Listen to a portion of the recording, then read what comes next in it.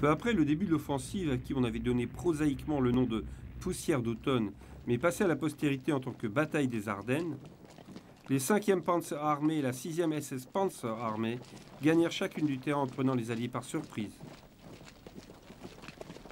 Mais cette progression s'arrêta rapidement devant les difficultés posées par les routes étroites et gelées, le brouillard et d'épaisses chutes de neige ainsi que la résistance croissante des Américains. Le 24 décembre, la 5e armée réussit à progresser vers le sud, mais toute avancée vers l'ouest était bloquée à Bastogne par une défense américaine tenace qui refusa de se rendre. Le 26, une colonne du 3e corps américain va relever les troupes positionnées à Bastogne. Von Rundstedt voulait déjà annuler l'offensive, mais Hitler l'interdit. Le 28, l'initiative allemande s'essouffla. Les chars étaient à court de carburant et furent abandonnés. La campagne boisée des Ardennes, l'opportunité de se camoufler rendait facile l'embuscade de chars, ce que firent de nombreux tankistes et autres chasseurs de chars américains. Ce n'était pas le meilleur environnement pour le Panther qui ne pouvait tirer profit de sa précision à longue portée.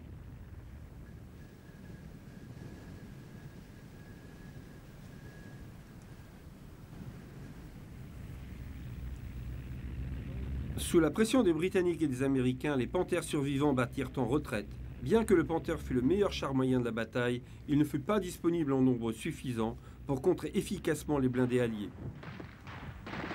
Les pertes alliées se chiffraient à quelques milliers de chars et autres véhicules détruits, ce qui représente à peine 10% des blindés alliés présents en Europe à ce moment-là.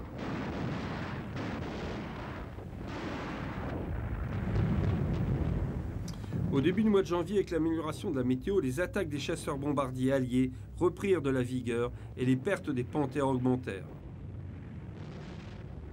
À la fin de l'offensive, près de 200 Panthers étaient perdus, quelle qu'en ait été la raison.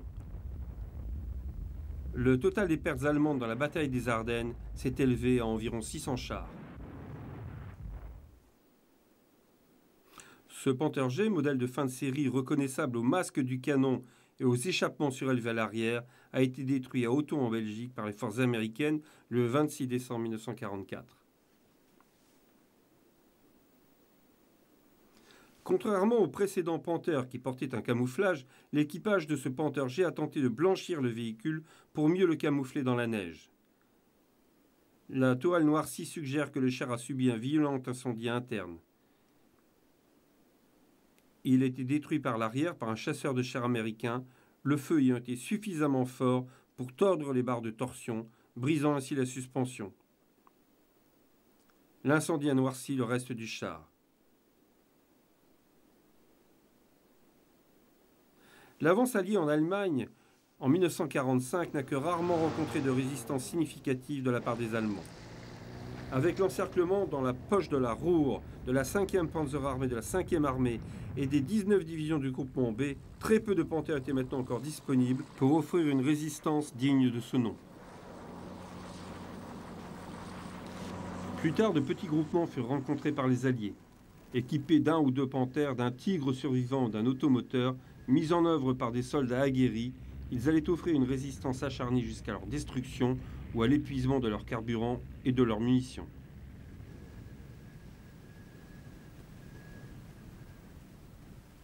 D'autres matériels abandonnés jonchaient les routes, tels ce Panther G examiné par un groupe de soldats américains. L'équipage avait clairement essayé de cacher son char aux chasseurs bombardiers alliés qui frappaient des têtes de colonne, volant en rase-botte et tirant sur tout ce qui semblait menaçant.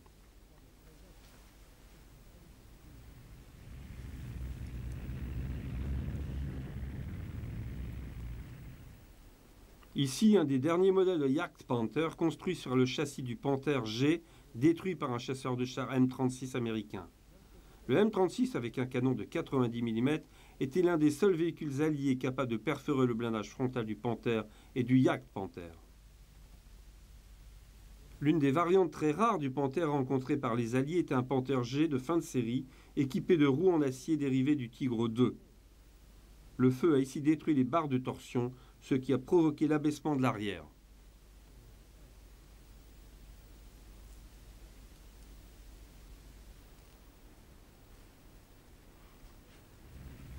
Ces images de panthères au combat près de Bresnel ont été prises au moment où Goebbels fit fermer les cinémas et stopper les journaux d'actualité hebdomadaires en mars 1945.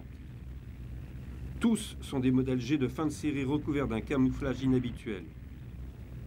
Appuyés par des grenadiers et des semi-chenillés armés de tritubes de 30 mm, les panthères sont prêts à engager les blindés soviétiques qui arrivent. Un char soviétique, probablement un T-34-85, a été attaqué et détruit à très courte portée.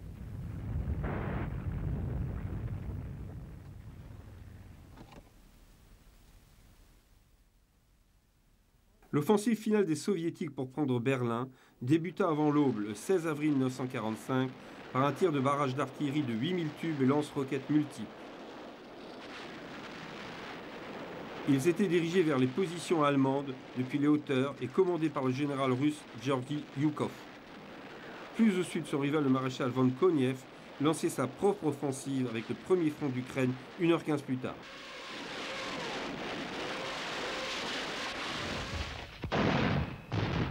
Trois jours durant, les troupes allemandes résistèrent aux forces de Zhukov. Les canons de 88 et les unités de chars équipés de Panther et Königsteiger détruirent un grand nombre de chars soviétiques.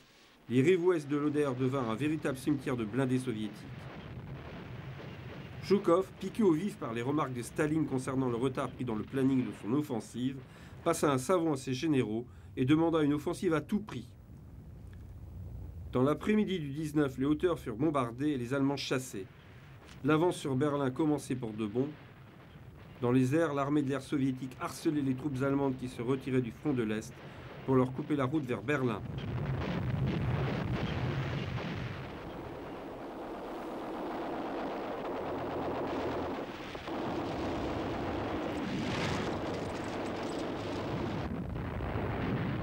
Le 25 avril, Berlin était complètement encerclé. Un petit nombre de panthères et d'autres chars restaient dans la ville pour résister à l'avancée soviétique, alors que ceux-ci manœuvraient avec des chars moyens et lourds, tels le T-34 et le JS-2, appuyés par les canons d'assaut issus 122 et 152. Le 30 avril, la 150e division soviétique s'était frayé un chemin jusqu'au Reichstag qui était défendu par les derniers fanatiques SS, assistés par les jeunesses hitlériennes.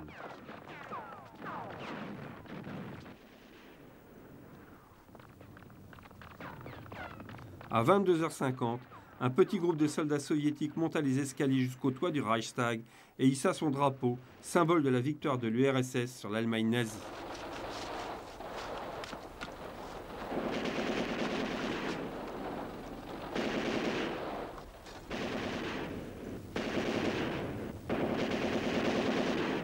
Hitler se suicida et le 2 mai, les soldats allemands encore présents dans la ville se rendirent.